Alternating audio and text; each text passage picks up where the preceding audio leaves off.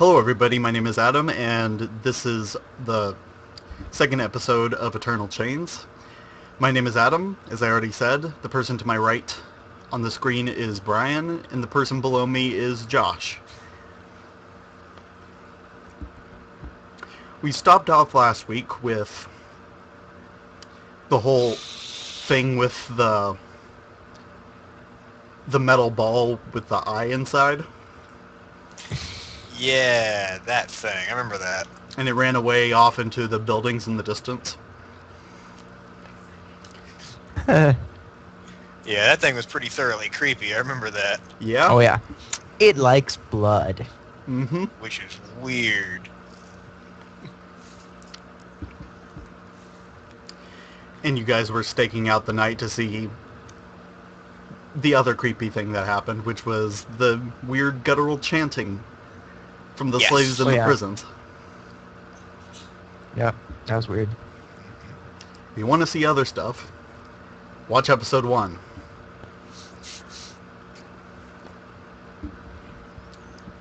Alright, so it's about like the middle of the night right now, probably midnight.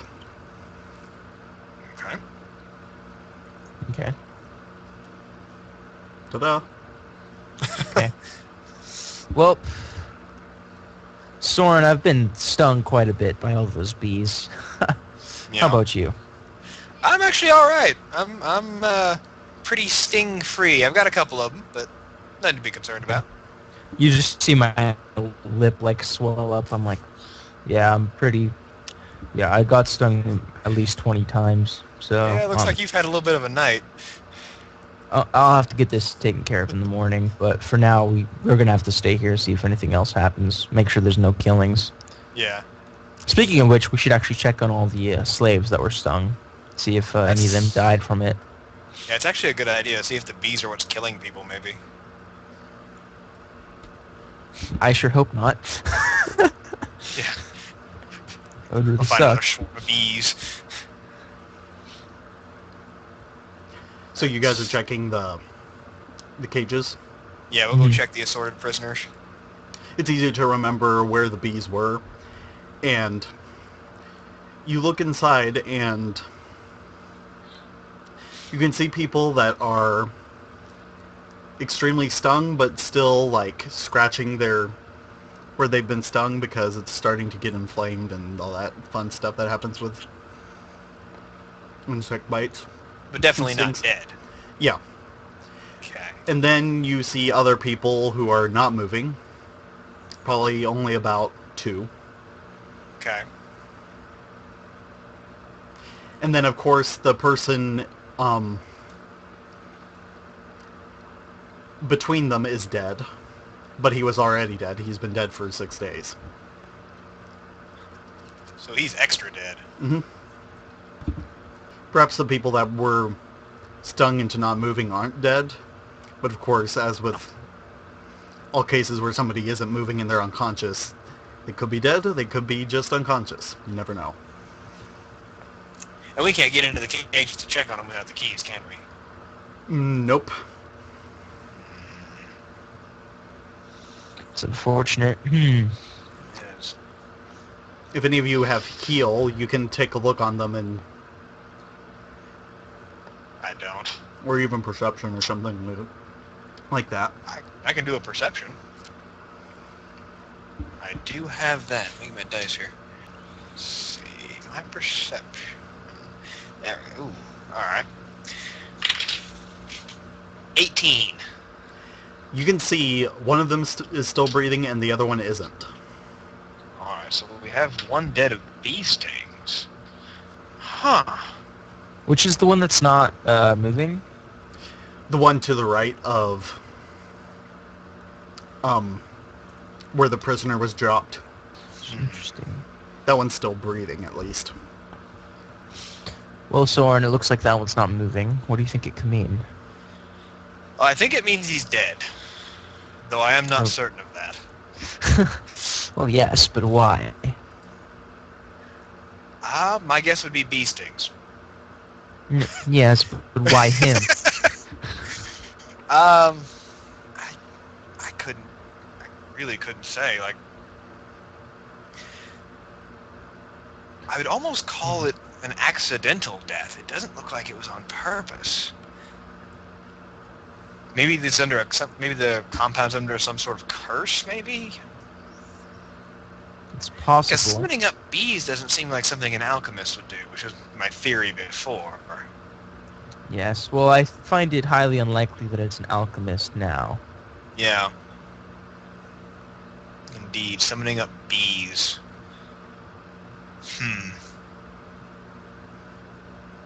Perhaps some sort of curse.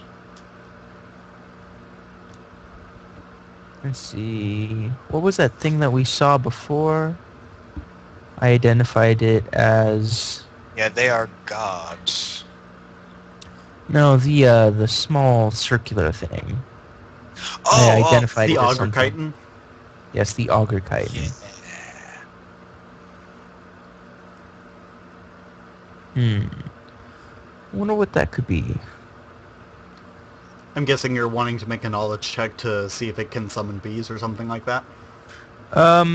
Not particularly. I'm just thinking of how it could relate. We saw... Maybe we should ask the guards if they've seen anything like that before. Yeah, I can see that. Let's see. Alright, well, let's go find a guard.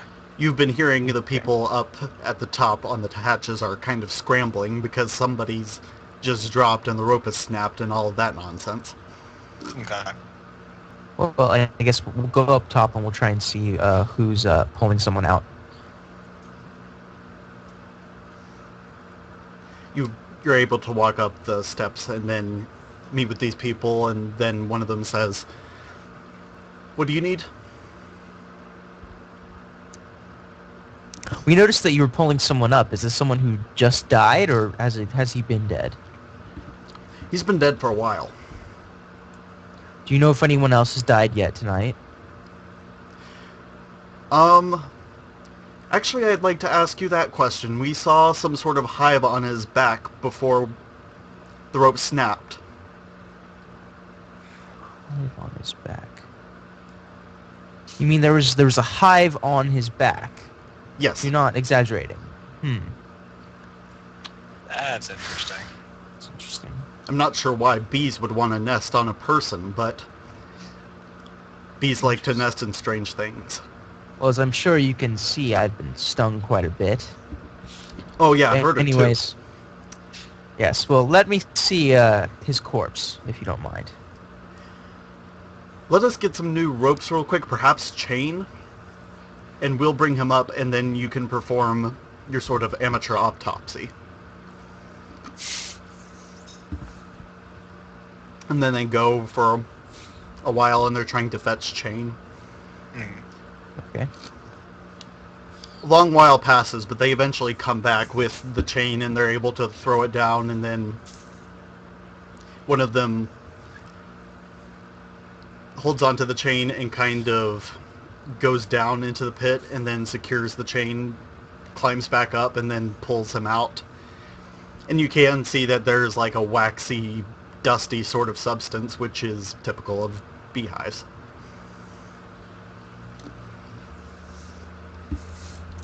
Huh. I feel like the bees are important, but for the life of me, I can't decide how. Bees. This is unusual. It wasn't just the bees. You must remember, I was also electrocuted by that man that was chanting in his prison cell earlier. That's true. And then that was that prisoner who died of electrocution. And there's that other prisoner whose face was so disfigured we couldn't even notice him. Yeah. This isn't adding up. There's just so many different causes of death. And it seems so randomized, but yet all in the slave pits. Yeah. You can't seem to find a common factor amongst the slaves. Except for the fact that they're all slaves and all in the slave pits. Yeah. So... And we asked about the owners, and there's no commonality there. Has this been happening anywhere else in the city? I asked that to the people who Yeah. we were talking to. Not to my knowledge, but I've heard of people dying of bee stings before. Yeah. Of course. Just as sort of common knowledge. Of course. My theory is that someone must be interested, or something must be interested in the slave pits for some reason or another. I've been hearing rumors about an alchemist or some sort of wizard or something like that. It almost seems to be magic. I'm afraid that this is no work of a wizard. At least not one that I would know of. This is much more mundane, you would say. It's not Well, as magical. Why do you say that? I say, well, I'm an arcanist myself. I tend to be able to tell if things are magical or not.